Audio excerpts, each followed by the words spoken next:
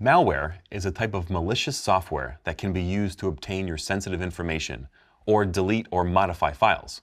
Basically, it can be used for any and all unwanted purposes. The most common types of malware you'll see are viruses, worms, adware, spyware, trojans, rootkits, backdoors, botnets. Oh my, I know, it's a long list. But we'll go into detail about each of these and even learn about some real-life cases. But for now, let's talk about the most common forms of malware. Viruses are the best known type of malware, and they work the same way that viruses in your body work. When you get sick, a virus attaches itself to a healthy cell in your body, then replicates itself and spreads to other healthy cells in your body until bam, you're sneezing and wheezing and you're a mess. In a computer virus, the virus attaches itself to some sort of executable code like a program. When the program is running, it touches many files, each of which is now susceptible to being infected with the virus. So, the virus replicates itself on these files, does the malicious work it's intended to do, and repeats this over and over until it spreads as far as it can. Scary, right? Well, hold on tight. We're just getting started. Worms are similar to viruses, except that instead of having to attach themselves onto something to spread, worms can live on their own and spread through channels like the network. One case of a famous computer worm was the I love you or love bug, which spread to millions of Windows machines. The worm would spread via email. Someone would email a message with the subject line of I love you, and an attachment that was actually the worm disguised as a love letter text file. The text file was actually an executable file that, when opened, would execute many attacks like copying itself to several files and folders, launching other malicious software, replacing files, and then hiding itself after it was done.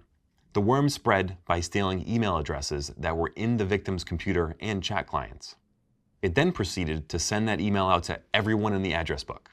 The love bug spread across the world and caused billions of dollars in damage. Not so lovely?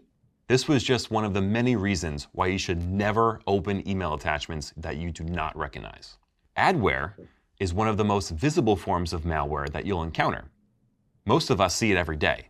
Adware is just software that displays advertisements and collects data. Sometimes we legitimately download adware. That happens when you agree to the terms of service that allows you to use free software in exchange for showing you advertisements.